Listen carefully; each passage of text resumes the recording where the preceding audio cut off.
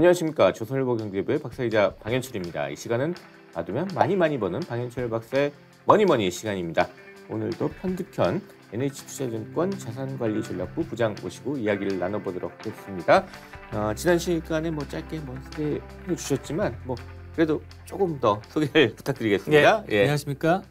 NH투자증권 자산관리전략부에서 돈 많은 고객분들뿐만 아니라 일반 대중들의 포트폴리오까지 상품을 리서치하고 연구하는 편득현이라고 합니다. 반갑습니다. 네.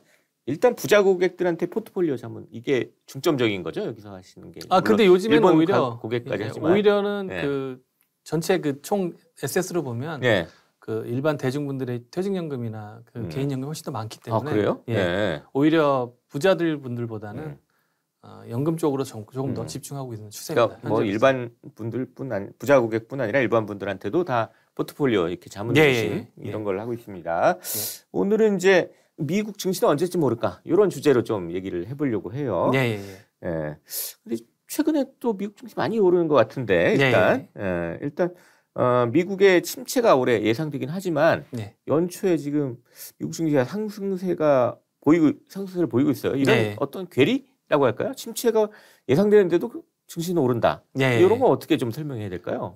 지난 시간에 말씀드렸다시피 증시는 조금 선행하는 습성이 있습니다. 그래서 작년을 보시면 흔히 이제 미국에서 자기들의 이제 월스트리트랑 이제 메인스트리트 이렇게 두 개로 이분법으로 보는데 메인스트리트의 감정은 그렇게 나쁘진 않았습니다. 그러니까 작년에 명목 경제 성장률도 거의 6% 이상이 나왔고 그다음에 고용 시장도 아시다시피 굉장히 타이트하게 해가지고 사람을 못 구할 정도로 지금 경제가 좋은데 반대로 이제 월스트리트 보시면 주식하고 채권 수익률이 두 개 합치면 100년 역사상 유례가 없을 정도로 고생을 했습니다. 작년에 아주 안 좋았죠. 그 말은 그러니까 메인스트리트는 좋게 느끼는 감정인데 월스트리트는 안 좋게 느꼈다고 보면 올해는 반대로 이제 메인스트리트의 불안과 어려움이 오는 상황에서는 우리는 작년에 이미 이런 것들 다 예상해서 반영했다. 그러니까 이제 월스트리트는 조금 더 감정이 다른 거죠. 그래서 두 개의 괴리가 굉장히 좀 큰 차이다 이렇게 보시면 될 것 같습니다. 또 월가에서 보면 이제 배드 이즈 굿 해서 나쁜 뉴스를 오히려 좋게 해석하는 심리도 나타나요. 경제 악재를 이게 좋은 소식으로 해석하는데 이게 괜찮은 거지? 나 이것도 좀 궁금한데요. 어떻게 좀 보세요? 그러니까 이제 선반영하려면 어쩔 수 없이 앞으로의 일들을 미리 계속 이렇게 땡겨서 쓰다 보니까 안 좋은 일들이 계속해서 누적이 되면 이제 턴어라운드 한다는 그런 심리가 있는 것 같아요. 특히나 연준의 눈치를 굉장히 많이 보는 게 이제 월스트리트 심리인데 월가에서 더 이상 연준이 이렇게까지 악재가 나왔는데 더 긴축할 수 있겠어? 이렇게 해서 이제 악재를 다 이렇게 꿰듯이 이렇게 모아 보니까 사람들이 보기에는 야 쟤네들은 무슨 안 좋은 뉴스를 저렇게 수집을 하냐. 그러니까 그걸 대해서 이제 좋게 느끼는 그걸 일종의 자기네 그 연료로 쓰는 거죠. 이 안 좋은 재료가 이제 곧 우리에게 상승의 모멘텀이 될 것이다. 연준이 좀 우리를 위해서 뭘 할 것이다. 이렇게 그렇게 좀 아전 인수하는 거죠. 한마디로 얘기하면.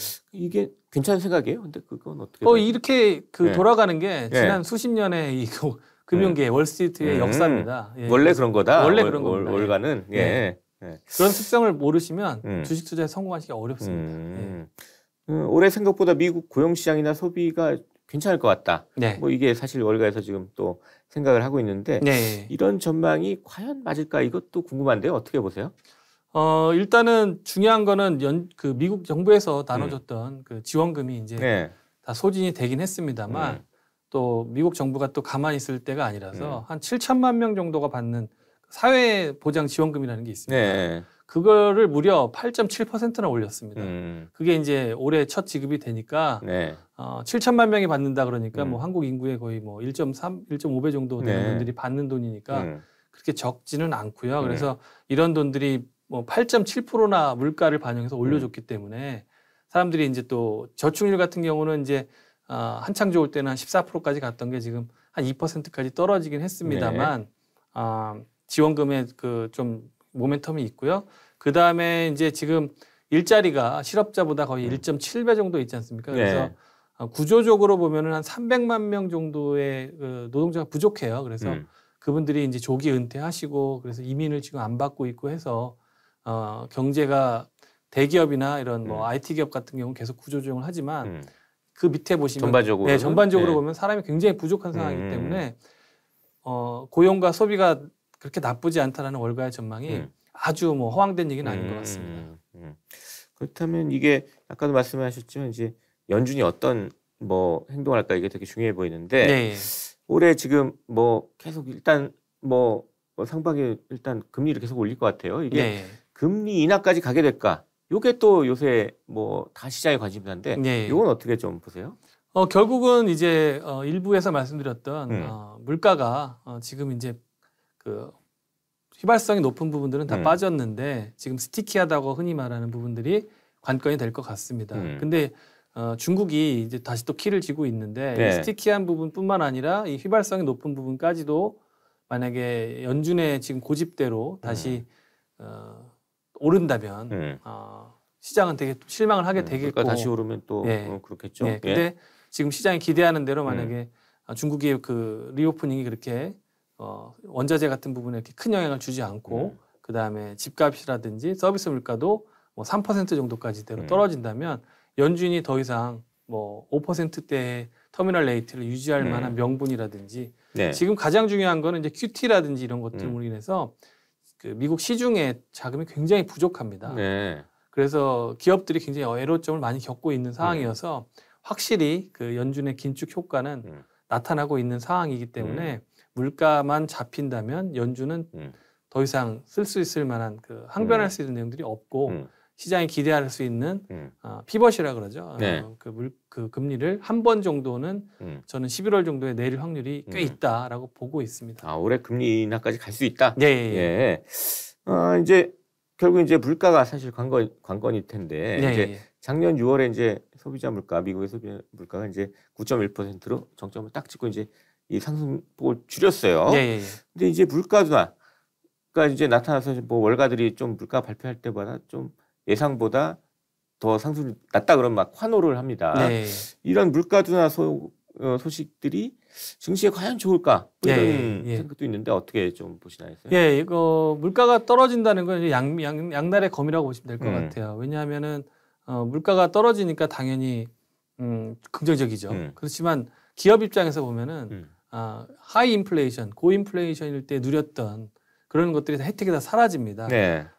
그 다음에 이제 인플레이션을 잡기 위해서 긴축을 쓰니까 금리가 많이 오르기 때문에 기업 입장에서는 이제 자본 비용이라 그러죠.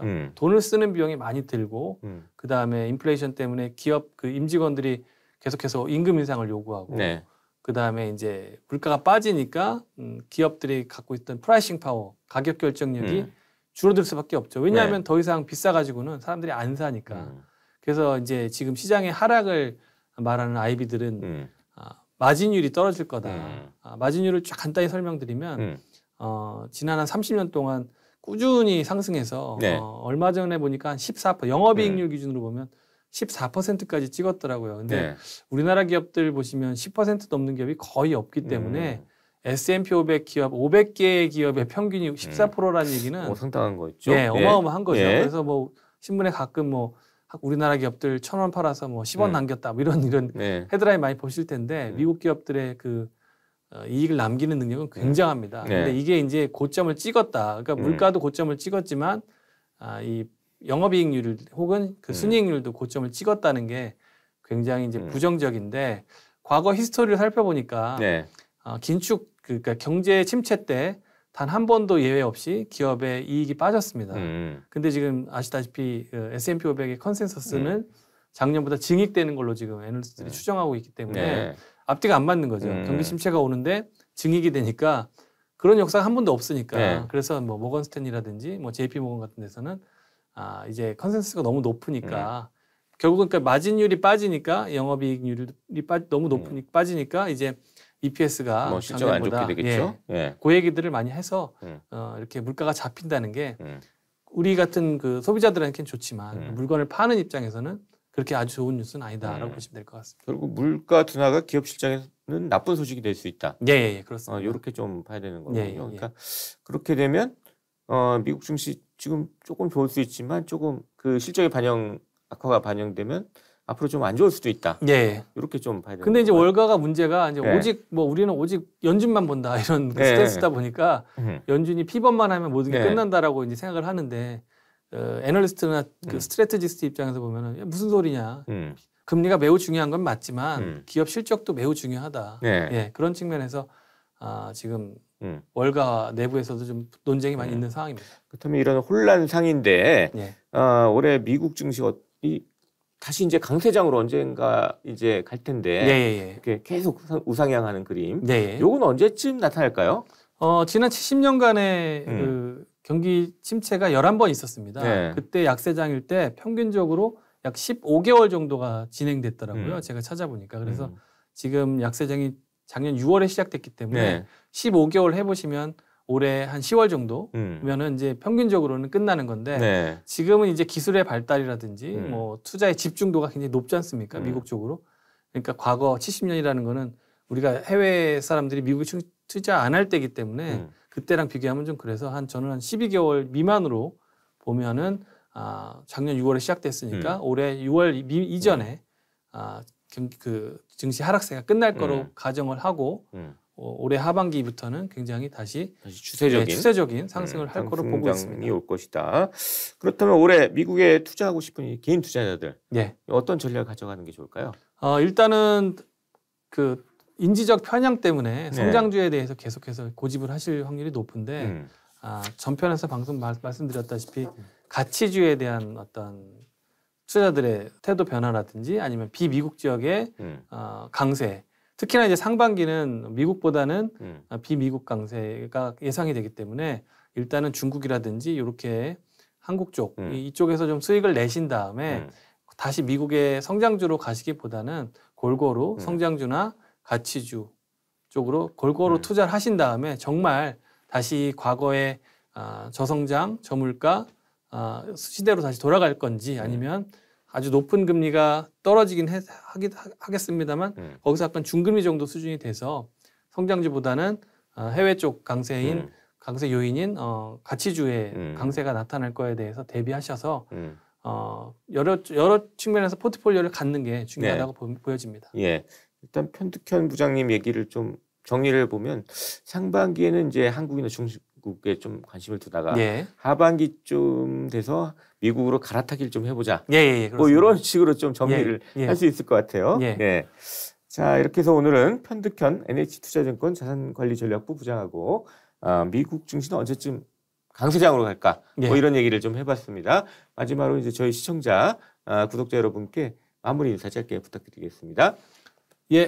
올해 시장은 작년에 아주 어려운 시절을 겪었기 때문에 확률적으로 좋을 확률이 매우 높습니다. 그러니까 투자 마인드를 너무 이렇게 부정적으로 보지 마시고 공부 좀 많이 하시면 더 많은 성과가 있을 거라고 생각됩니다. 네, 감사합니다. 지금까지 편득현 NH투자증권 자산관리전략부 부장하고 얘기를 나눠봤습니다. 저는 조선일보 경제부의 박사기자 강현철이었습니다. 그럼 다음 시간에 또 뵙도록 하겠습니다. 감사합니다. 감사합니다.